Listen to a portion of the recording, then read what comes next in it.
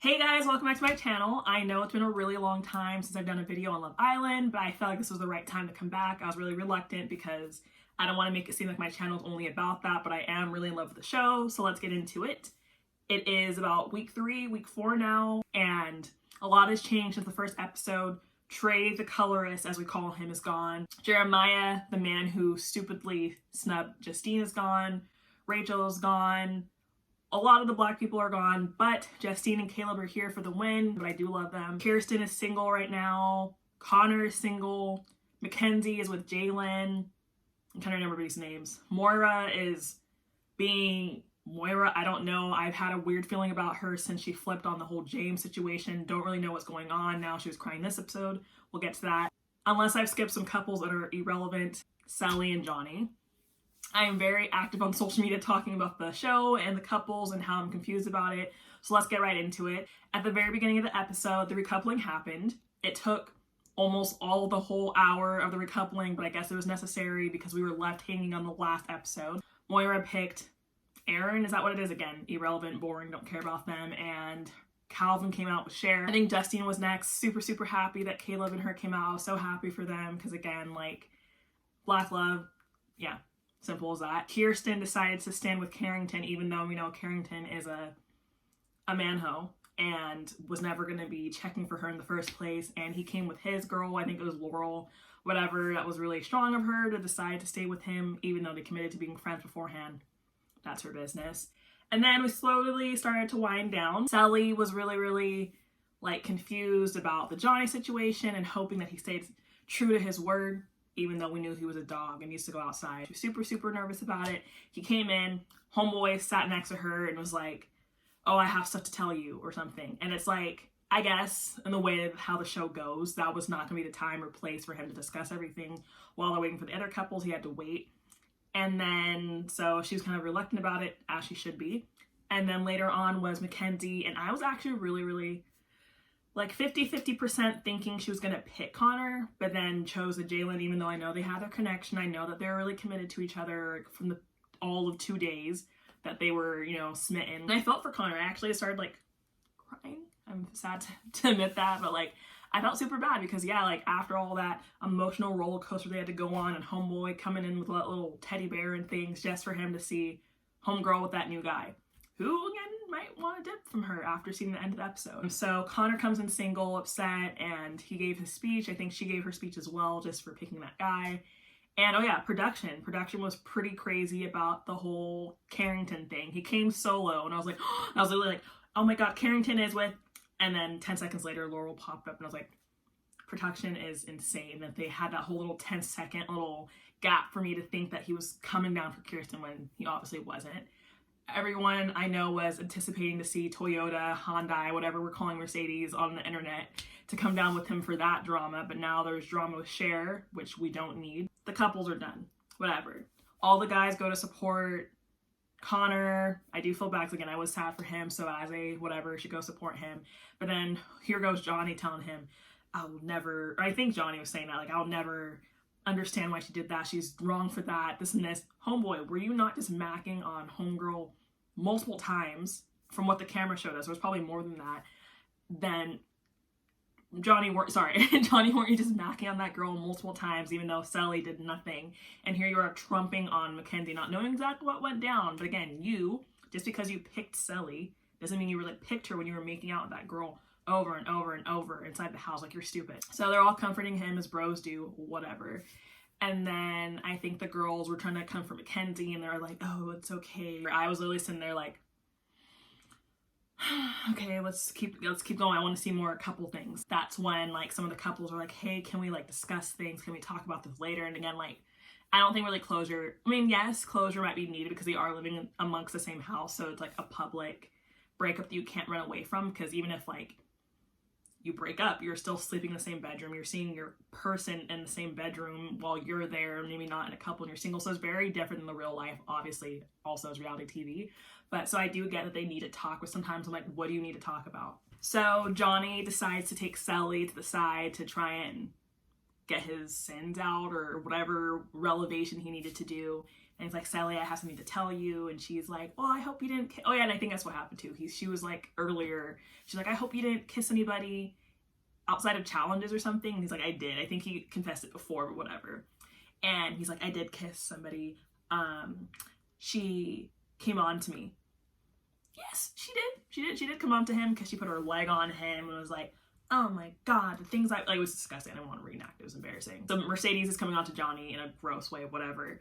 And then like kisses him. And the thing is, like, they were making out. It wasn't like, he said, oh, we kissed. Did you kiss? Or you guys were like on each other? That's literally what was going on. And then Cely, I think, was like somewhat okay from the way she reacted about it. And then after, he's like, also later on in the night, we cuddled and we kissed again. And that's when Cely was just like, oh my God. I'm not making fun of her, but it's just like, not only once, but twice. There was another time because it was the challenge and it was after the challenge.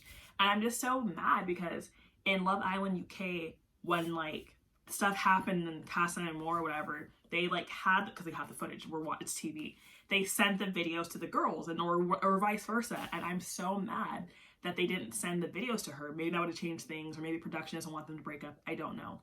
But they would send videos to them so they could see. He's saying kiss, they made out. More stuff probably happened or was leading to it. So with him saying kiss, I'm thinking that if I was Cely, but it was literally a lot.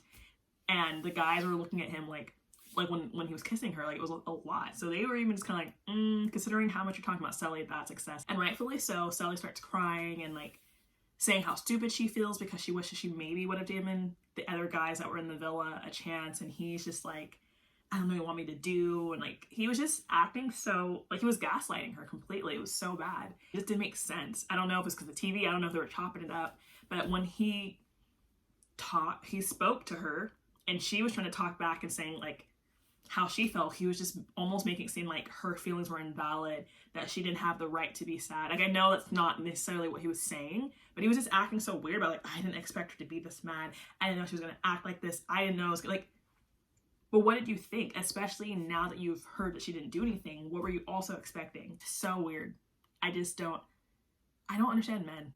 Besides that, we're going to keep going. So that happens and she's crying about it. She goes to tell Justine and Justine's like, I'm hurting for you because Justine and Cely are friendship goals in the house right now. And like, she's venting to her. And then Cely goes into the makeup room and Moira comes crying in. I'm like, because I saw her trending before I even started the episode. I was like, I don't know what's going on with her, whatever. And then she's just like crying about how she doesn't have love yet or at all, but yet she picked that guy. And then like, it almost seemed like she was somewhat, but not really jealous that Calvin picked someone. Like, is it you wanted to have your cake and eat it too? Is that I think that's the saying. Like, she wanted to be happy, but then not see him in a couple. I don't know what she was expecting. Because first it was James, then Calvin. Now this, of course, again, date around. That's what you're supposed to do to find your person. But like, the way that she's like crying about it, and it's like, you're getting these options, you're getting these men who are coming for you anyway. So like, you should be happy about that. But she's upset that she's not finding the click that Cely and Johnny have. Caleb and Justine, although their stuff is very fresh too, so like she just needs to focus on herself and stop comparing herself to other couples. But she's just crying, and it was just very like weird because she was crying at the same time. Cely's like, why are you crying? But like laughing about it. But I think she didn't even ask Cely what was going on. Again, it just seemed really chopped. I think Justine and Caleb may have talked at some point after that, and it was just, or it was the next day, I don't know. Justine and Caleb's conversation was really cute, and they're like, oh, it was always you for me, or this and this. I like had like a kiss with somebody, or this happened or whatever, but like obviously I'm here with you, and also I'm single, so I was like, you know, like the things were good. It was mutual because they both came back single, so it's like they're fine.